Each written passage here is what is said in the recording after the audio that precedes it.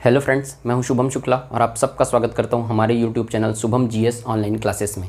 देखिए, हम लोगों ने राष्ट्रपति वाला पोर्शन जो है वो 7 से 8 वीडियो में पूरा डिटेल में कवर किया है। उसमें कुछ भी चीज़ छूटा नहीं है। अगर आप लोगों को लगे कि उसमें कुछ चीज़ छूटा है तो आप मुझे कमेंट सेक्शन में बता दीजिएगा। उसमें भी वो भी टॉपिक कवर करवा दूँगा। वैसे वो पूरा डिटेल एनालिसिस हुआ, डिटेल में मैंने पढ़ाया है। ठीक है, आई बटन पर क्लिक करके आप उसको देख भी सकते हैं। आज से हम लोग उपराष्ट्रपति वाला पोर्शन स्टार्ट कर रहे हैं। ठीक है, तो देखिए कुछ वीडियो जो है ना वो ज़्यादा लंबा है, कुछ कम लेंथ का है। तो लेंथ जो रहता है ना, कई टॉपिक को एक ही वीडियो में बताना ज़रूरी रहता है, नहीं तो समझ में अच्छे से आएगा नहीं। वो 2 वीडियो में बताऊंगा तो कुछ टॉपिक्स का, जैसे कि आपने जो आपातकाल वाला है, एक तो वीडियो बड़ा है। ठीक है, तो वो लेंथ जो है वो टॉपिक के हिसाब से डिसाइड हो रहा है। किसी कोई टॉपिक छोटा है तो फिर छोटे वीडियो में कवर कर रहा हूँ उसको। ठीक है, तो आप लोग उसको देखिएगा। अगर आप लोगों को वीडियो पसंद आए तो वीडियो को लाइक कीजिए, चैनल को सब्सक्राइब कीजिए, ज़्यादा से ज़्यादा शेयर कीजिए। आज का वीडियो हम लोग स्टार्ट करते हैं। देखिए, उपराष्ट्रपति अनुच्छेद 63 के तहत उपराष्ट्रपति बताया गया। मैंने आप लोग राष्ट्रपति का पूरा एक ट्रिक बताया था याद करने का। आर्टिकल 52 से 61 तक, पकानी कोका दुयोदशम 52 से 61 तक। 62 को छोड़ दीजिएगा आप। ठीक है, 62 क्या है? आर्टिकल 62 में राष्ट्रपति के पद की रिक्ति को भरने के लिए निर्वाचन का समय, मतलब राष्ट्रपति के निर्वाचन कराने का समय, पद की रिक्ति को भरने के लिए और आकस्मिक रिक्ति को भरने के लिए निर्वाचित व्यक्ति की पदावधि, ये आर्टिकल 62 है। उसको छोड़ दीजिएगा, 63 से स्टार्ट करिएगा। एक ट्रिक बता रहा हूँ, उसमें 52 से 61 तक मैंने याद करवा दिया था ट्रिक से। उसके बाद 62 छोड़ दीजिएगा, 63 से लेकर पूरा 70 तक फिर से ट्रिक से याद करिए। उसका निकास शनि है। ठीक है, ये ट्रिक ध्यान रखिएगा, उसका निकास शनि है। अभी इसका डिटेल में बताऊंगा। उसका निकास शनि है। 52 से 61 पकानी कोका दुयोदशम, 62 छोड़ दीजिएगा, 63 से लेके पूरा 70 तक उसका निकास शनि है। 52 से लेके पूरा मान लीजिए 70 तक, 62 को छोड़ दीजिएगा भाई। 63 के देखिए, उपराष्ट्रपति का पद। ठीक है, फिर 64 स से सभापति, राज्यसभा का पदेन सभापति होगा। 65 में का से राष्ट्रपति का की आकस्मिक रिक्ति में कार्य। ठीक है, राष्ट्रपति की रिक्ति, इसको डिटेल में अपन पढ़ेंगे हर अनुच्छेद को। मैं अभी इसमें सिर्फ आपको ये ट्रिक का डिस्क्रिप्शन मतलब एक्सटेंशन बता रहा हूँ। ठीक है, राष्ट्रपति की आकस्मिक रिक्ति में जो उसके कार्य करेगा उसका। ठीक है, क से कार्य, इसको याद रखिएगा। स से आर्टिकल उसका है ना, उसका निकास है ना, नी, आर्टिकल 66 नी मतलब निर्वाचन। उसके बाद 77 का से काल, उसमें मतलब उसकी पदावधि। 68 में स, फिर उपराष्ट्रपति की रिक्ति को भरने के लिए निर्वाचन कराने का समय तथा आकस्मिक रिक्ति को भरने के लिए निर्वाचित व्यक्ति की पदावधि। ठीक, उसके बाद 69 में श से शपथ उपराष्ट्रपति का, और 70 में नी से अन्य आकस्मिकता में राष्ट्र के कृत्यों का निर्वहन। ठीक है, इसको अपन डिटेल में देखेंगे अभी। ठीक, तो अपन आर्टिकल 63 से स्टार्ट करते हैं। ये इसको याद करने का तरीका है, अगर आप खुद को कोई ट्रिक है तो उससे याद कर लीजिएगा, नहीं तो फिर ये ट्रिक आप याद करिएगा। आर्टिकल 63 उपराष्ट्रपति का पद। देखिए, उपराष्ट्रपति का पद जो है वो अमेरिका के संविधान से लिया गया है। ठीक, अमेरिका के संविधान से उपराष्ट्रपति का पद लिया गया है। ये देश का दूसरा सर्वोच्च संवैधानिक अधिकारी होता है। पहला सर्वोच्च संवैधानिक अधिकारी राष्ट्रपति। ठीक है, वो वरीयता क्रम कहते हैं इसको। राष्ट्रपति, फिर उपराष्ट्रपति, फिर उसके बाद कौन आएगा, फिर उसके बाद कौन आएगा, तो मैं पूरा डिटेल में एक वीडियो में कवर कर दूंगा। मतलब एक अलग से बता दूंगा उसको वरीयता क्रम क्या होता है। कभी कभी वरीयता क्रम भी पूछ देता है। तो सबसे सर्वोच्च पदाधिकारी, संवैधानिक पदाधिकारी बोलेगा तो राष्ट्रपति। तो राष्ट्रपति के बाद दूसरा सबसे सर्वोच्च संवैधानिक पदाधिकारी उपराष्ट्रपति होता है। ठीक, अनुच्छेद 64, ये राज्यसभा का पदेन सभापति होता है। ठीक, राज्यसभा का पदेन सभापति होता है। और एक चीज याद रखिएगा कि उपराष्ट्रपति के मतलब उपराष्ट्रपति के रूप में कोई भी कार्य नहीं करता है। जितना भी कार्य करता है वो पदेन सभापति के रूप में काम करता है। जैसे लोकसभा का अध्यक्ष होता है, वैसी राज्यसभा का सभापति होता है। ठीक है, तो वो पदेन सभापति होता है राज्यसभा का, और उपराष्ट्रपति के रूप में कोई काम नहीं करता। उसको वेतन भत्ते भी राज्यसभा पदेन सभापति के रूप में मिलते हैं। वो कार्य भी राज्यसभा पदेन सभापति के रूप में करता है। वह सभी विशेषाधिकार राज्यसभा सभापति के रूप में उसको प्राप्त होते हैं। न ही इसका कोई कार्यालय है। ये सवाल पूछ चुका है। ठीक है, इसका कोई कार्यालय नहीं होता। उपराष्ट्रपति के समान कोई कार्य नहीं करता, मतलब उपराष्ट्रपति के पद के लिए राज्यसभा के पदेन सभापति के रूप में काम करता है। अनुच्छेद 66, इनका निर्वाचन पद्धति क्या होती है। देखिए, इसमें लोकसभा के सभी सदस्य भाग लेते हैं और राज्यसभा के सभी सदस्य भाग लेते हैं। राष्ट्रपति के निर्वाचन में कौन कौन भाग लेते थे? लोकसभा और राज्यसभा के। देखिए, लोकसभा के निर्वाचित सदस्य, राज्यसभा के निर्वाचित सदस्य, केंद्र शासित प्रदेश में दिल्ली और पुदुचेरी के निर्वाचित सदस्य, और विधानसभा के निर्वाचित सदस्य। ठीक, तो ये लोग भाग लेते थे राष्ट्रपति के निर्वाचन में। लेकिन उपराष्ट्रपति के निर्वाचन में कौन भाग लेगा? लोकसभा के सभी सदस्य भाग लेंगे, निर्वाचित और मनोनीत दोनों। ठीक, राज्यसभा के भी सभी सदस्य भाग लेंगे, निर्वाचित और मनोनीत दोनों। लेकिन अब ठीक है, राष्ट्रपति और इसमें विधानसभा के भाग नहीं लेते हैं। देखिए भीमराव अंबेडकर जी ने अपने स्पीच में कहा था कि जब संसद में स्पीच दे रहे थे तो इसमें देखिए राष्ट्रपति जो होता है राष्ट्र का प्रमुख होता है, वो पूरे राष्ट्र को रिप्रेजेंट कर रहा है। तो उसके जो निर्वाचन है उसमें क्या किया गया है, विधानसभाओं को भी, राज्यों को भी उनके निर्वाचन में सहभागिता प्रदान की गई है कि भाई आप भी भाग लीजिए उनके निर्वाचन में, आपको भी अधिकार है भाग लेने का। लेकिन उपराष्ट्रपति जो है वो पूरी तरीके से क्या है कि राष्ट्र को रिप्रेजेंट नहीं कर रहा है, वो केवल क्या है, पदेन सभापति है किसका, राज्यसभा का। ठीक, तो राज्यसभा का पदेन सभापति है, राज्यसभा के सभापति के रूप में काम करता है। ठीक, तो इसलिए क्या किया गया है, विधानसभा के निर्वाचित सदस्यों को, विधायकों को उनकी निर्वाचन इसमें शामिल नहीं किया गया है, ऐसा भीमराव अंबेडकर जी ने ये कारण दिया था। ठीक, तो ये याद रखिएगा। अनुपातिक प्रतिनिधित्व की एकल संक्रमणी मत पद्धति द्वारा राष्ट्रपति और उपराष्ट्रपति दोनों का निर्वाचन सेम है। ठीक है, अनुपातिक प्रतिनिधित्व की एकल संक्रमणी मत पद्धति मैंने बता दिया था। उसके बाद गुप्त मतदान होता है। ठीक है, गुप्त मतदान होता है, ये भी याद रखिएगा। ठीक, ये हो गया। अब देखिए योग्यता, एलिजिबिलिटी क्या होनी चाहिए उपराष्ट्रपति के पद के लिए। पहला, भारत का नागरिक हो। ठीक है, जन्म भारत में अनिवार्य नहीं है, भारत का नागरिक हो लेकिन जन्म भारत में हो अनिवार्य नहीं है। वर्ल्ड के किसी भी कंट्री में उनका जन्म हुआ हो, लेकिन तत्कालीन समय में जिस समय उपराष्ट्रपति पद के लिए खड़े हो रहे हैं वो भारत के नागरिक होना चाहिए। 35 वर्ष की आयु पूर्ण कर चुके हों। तीसरा नंबर, राज्यसभा का सदस्य निर्वाचित होने की योग्यता रखता हो, चाहे वह कोई भी सदन का सदस्य हो, वो विधानसभा का भी सदस्य हो सकता है, वो विधान परिषद का भी सदस्य हो सकता है, लोकसभा, राज्यसभा, किसी का भी सदस्य हो, बस राज्यसभा के सदस्य निर्वाचित होने की अर्हता रखते हो। राज्यसभा के सदस्य निर्वाचित होने के लिए 30 ईयर मिनिमम एज होनी चाहिए। ठीक, याद रखिएगा। लोकसभा के सदस्य 25 साल। ठीक, तो याद रखिएगा, राज्यसभा का सदस्य निर्वाचित होने की योग्यता रखता हो, कोई भी सदन का सदस्य हो। अगर वो उस समय सदन का सदस्य है तो निर्वाचित हो गए, जैसे कि खड़े होने के समय तो सदन के सदस्य हैं तो फर्क नहीं पड़ेगा, लेकिन क्या होगा कि उपराष्ट्रपति पद के लिए निर्वाचित हो गए, वो चुनाव जीत गए, तो उनको उस पद को ग्रहण करने से पहले, उपराष्ट्रपति का पद ग्रहण करने से पहले अपने पहले के पद से इस्तीफा देना पड़ेगा, चाहे कोई भी सदन के सदस्य हों। ठीक है, और लाभ के पद पर न हो, लाभ का पद मैंने समझा दिया था, कोई भी सरकारी पद पर आसीन व्यक्ति ठीक लाभ के पद पर होता है, और राजनीतिक पद पर आसीन व्यक्ति लाभ के पद पर नहीं होता है। तो लाभ के पद पर नहीं होना चाहिए वो व्यक्ति, ये इसमें यही बताया गया है। इसके अलावा 20 प्रस्तावक और 20 अनुमोदक आवश्यक हैं उपराष्ट्रपति पद का चुनाव लड़ने के लिए। उसके अतिरिक्त 15,000 रुपये जमानत राशि भी जमा करानी पड़ती है। ठीक, 20 प्रस्तावक 20 अनुमोदक, मतलब 20 कोई भी सदन से, दोनों सदन मिला के 20 प्रस्तावक होने चाहिए, उसको अनुमोदन करने के लिए फिर 20 अनुमोदक भी होने चाहिए। ठीक है, राष्ट्रपति वाले हिस्से में मैंने इनको कवर किया था कि कौन कौन हो सकते हैं, दोनों सदन में से कोई भी सदस्य हो सकते हैं। 20 प्रस्तावक अलग होने चाहिए, 20 अनुमोदक अलग होने चाहिए। 15,000 रुपये जमानत राशि होना चाहिए। जमानत जब्त कब होता है, जब कुल वैध मतों का 1/6वां हिस्सा प्राप्त न कर पाए कोई उम्मीदवार, तो उनका जमानत जब्त हो जाता है। ठीक, तो वो है, और अगर कहीं प्राप्त कर ले तो ये जमानत राशि वापस हो जाती है। आर्टिकल 67 में क्या बताया गया है, पदावधि। राष्ट्रपति का कार्यकाल कितना होता है, 5 वर्ष का कार्यकाल होता है। 5 वर्ष का कार्यकाल होता है। उपराष्ट्रपति का कार्यकाल कितना होता है, 5 वर्ष का होता है।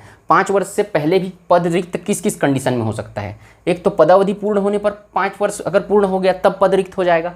दूसरा क्या है, त्यागपत्र दे सकते हैं, वो त्यागपत्र मैं बताऊंगा, राष्ट्रपति को संबोधित करके त्यागपत्र दे दिए तब, या फिर उनकी आकस्मिक मृत्यु हो गई तब।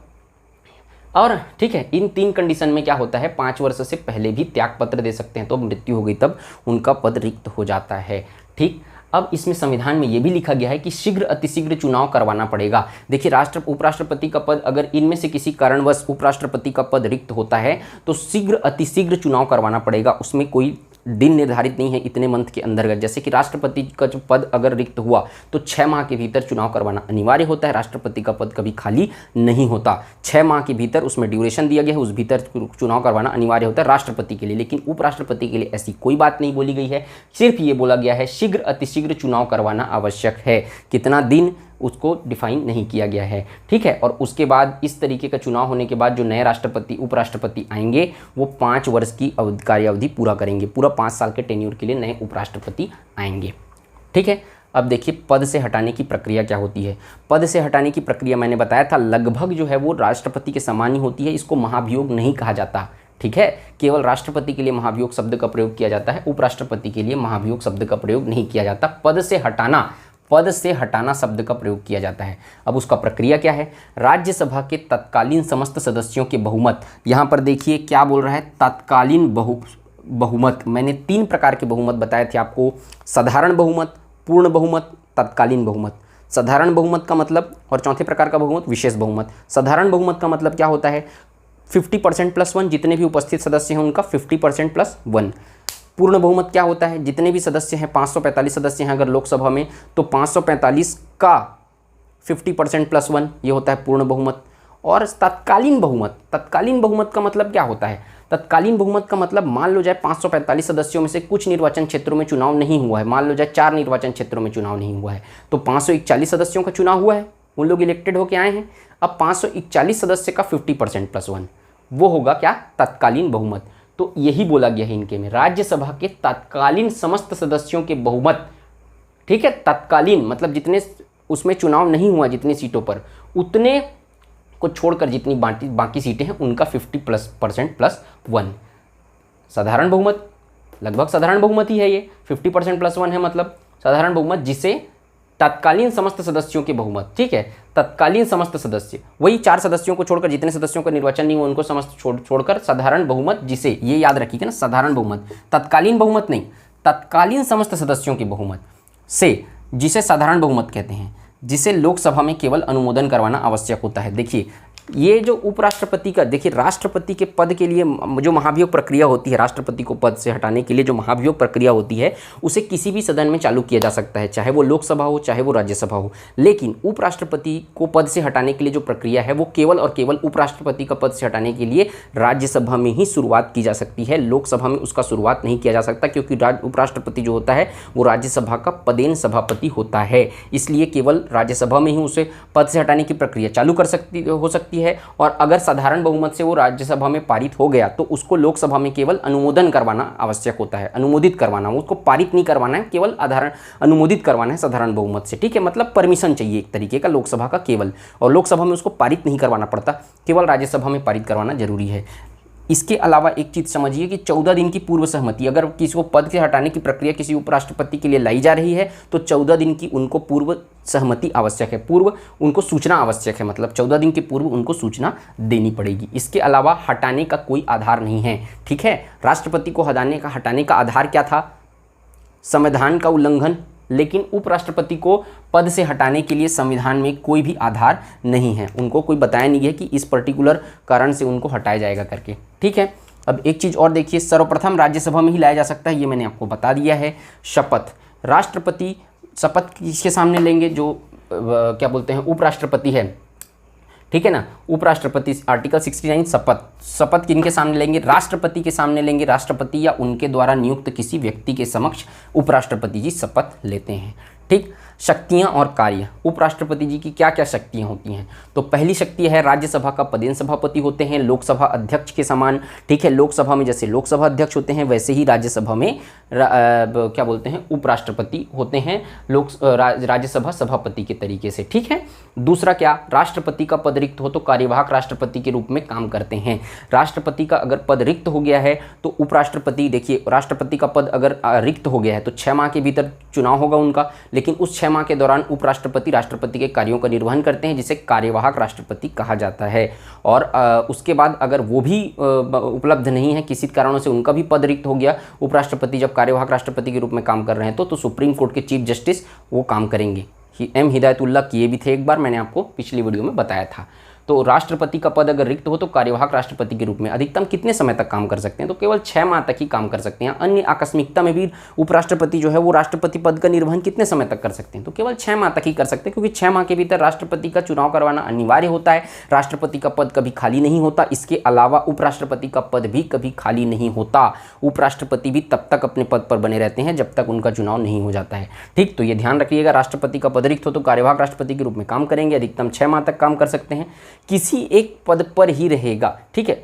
जो राष्ट्रपति उपराष्ट्रपति हैं, देखिए उपराष्ट्रपति जब राष्ट्रपति का कार्यवाहक राष्ट्रपति की भूमिका निभा रहे हैं तो उपराष्ट्रपति का पद जो रहेगा वो क्या रहेगा, खाली रहेगा, मतलब राष्ट्रपति के रूप में ही भूमिका निभाएंगे वो, ठीक है। उपराष्ट्रपति के रूप में नहीं रहेंगे, फिर वो राष्ट्रपति की भूमिका निभाएंगे और उनको समस्त वेतन भत्ते और समस्त विशेषाधिकार जो है राष्ट्रपति के रूप में मिलेंगे। राष्ट्रपति के समान वेतन भत्ते और विशेषाधिकार मिलेंगे जब तक वो राष्ट्रपति के कार्यवाहक राष्ट्रपति की भूमिका निभा रहे हैं। ठीक है।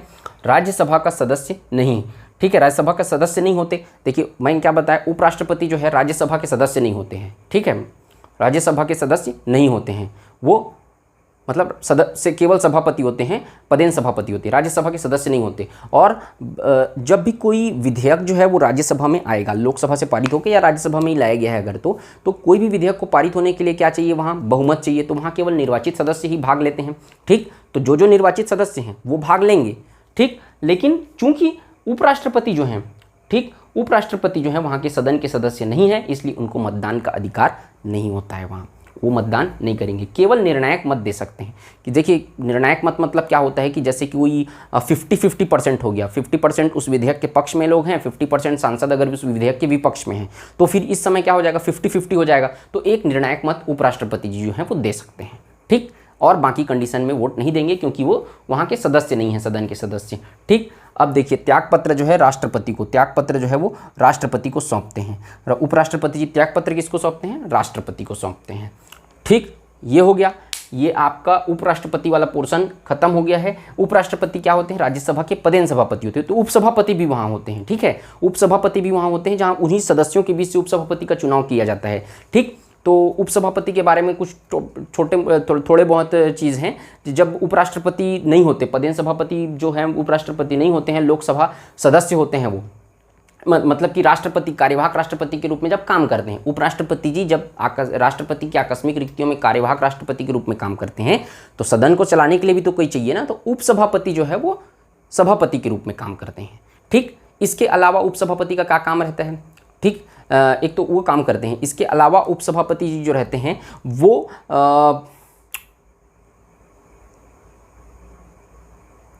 कार्यवाहक राष्ट्रपति के मतलब सभापति के रूप में काम करते हैं। हाँ, इनको हटाने का जो प्रक्रिया रहती है, उपराष्ट्रपति मतलब उपसभापति को जो हटाने का प्रोसेस रहता है वो लगभग क्या बोलते हैं उपराष्ट्रपति के समान रहता है। उपसभापति को हटाने का प्रोसेस राज्यसभा के सभापति के समान ही रहता है। बस अंतर सिर्फ इतना है कि उपसभापति जो है ना, उनको हटाने के लिए प्रक्रिया यही होगी, साधारण बहुमत से पारित करवाया जाएगा, तत्कालीन समस्त सदस्यों के साधारण बहुमत से, लेकिन उसको क्या बोलते हैं लोकसभा में अनुमोदन करवाने की आवश्यकता नहीं है। ठीक, उपराष्ट्रपति के लिए क्या रहता है, साधारण बहुमत से पारित करवाना है राज्यसभा में, लेकिन लोकसभा की में अनुमोदन होना चाहिए, लोकसभा का परमिशन उसमें होना चाहिए। लेकिन उपसभापति के केस में ऐसा कुछ भी नहीं होता है, उपसभापति को उसमें लोकसभा में अनुमोदन करवाने की जरूरत नहीं पड़ती है, केवल साधारण बहुमत से पारित करके उनको पद से हटाया जा सकता है। इसके अलावा वो त्यागपत्र उपसभापति जो रहते हैं वो सभापति को देते हैं। बाकी उस उपसभापति के बारे में कोई डिटेल कुछ पढ़ना नहीं है।